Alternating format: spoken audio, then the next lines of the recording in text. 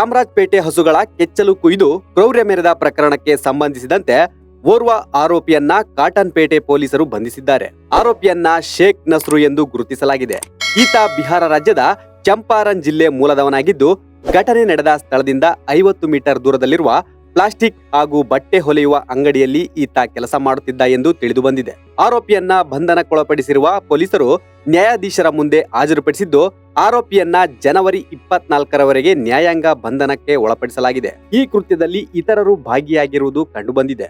ಆರೋಪಿಯನ್ನ ಬಂಧಿಸಿ ಜನವರಿ 24ರವರೆಗೆ ನ್ಯಾಯಾಂಗ ಬಂಧನಕ್ಕೆ ನೀಡಲಾಗಿದೆ. ಚಿಕಿತ್ಸೆ ಬಳಿಕ ಸದ್ಯ ಹಸುಗಳು ಪ್ರಾಣಾಪಾಯದಿಂದ ಪಾರಾಗಿವೆ. ಈ ಘಟನೆ ಚಾಮರಾಜಪೇಟೆಯ ಓಲ್ಡ್ ಪೆನ್ಷನ್ ಮೊಹಲ್ಲಾದ ವಿನಾಯಕ ನಗರದಲ್ಲಿ ನಡೆದಿತ್ತು. ಹಸುಗಳ ಮಾಲೀಕ ಕರ್ಣ ಅವರು ಕಾಟನ್ಪೇಟೆ ಪೊಲೀಸ್ ಠಾಣೆಯಲ್ಲಿ ಈ ಸಂಬಂಧ ದೂರು ನೀಡಿದ್ದು, ದೂರು ಆಧರಿಸಿ ಪೊಲೀಸರು ಪ್ರಕರಣ ದಾಖಲಿಸಿಕೊಂಡು ತನಿಖೆ ಆರಂಭಿಸಿದ್ರು. ಇನ್ನು ಹಸುಗಳಿಗೆ ಚಾಮರಾಜಪೇಟೆ ಪಶು ಆಸ್ಪತ್ರೆಯಲ್ಲಿ ಚಿಕಿತ್ಸೆ ನೀಡಲಾಗಿದ್ದು, ಹಸುಗಳು ಕ್ಷೇಮವಾಗಿವೆ.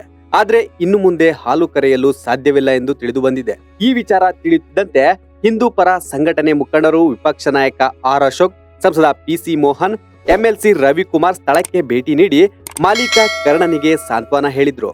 ಘಟನೆಯನ್ನ ಖಂಡಿಸಿದ ನಾಯಕರು ಕಾಂಗ್ರೆಸ್ ಸರ್ಕಾರದ ವಿರುದ್ಧ ಕಿಡಿಕಾರಿದ್ರು.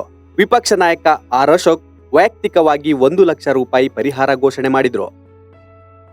ಲೇಟೆಸ್ಟ್ ಹಾಗೂ ಇಂಟ್ರೆಸ್ಟಿಂಗ್ ಸುದ್ದಿಗಳಿಗಾಗಿ ಬಾಸ್ ಟಿವಿ ಕನ್ನಡ ಚಾನೆಲ್ನ ಸಬ್ಸ್ಕ್ರೈಬ್ ಮಾಡಿ. ಹಾಗೆಯೇ ಬೆಲ್ ಐಕಾನ್ ಪ್ರೆಸ್ ಮಾಡಿ. ಇದರ ಜೊತೆಗೆ ಫೇಸ್ಬುಕ್, ಇನ್ಸ್ಟಾಗ್ರಾಮ್, ಎಕ್ಸ್ ನಲ್ಲೂ ಮಿಸ್ ಮಾಡದೆ ಫಾಲೋ ಮಾಡಿ.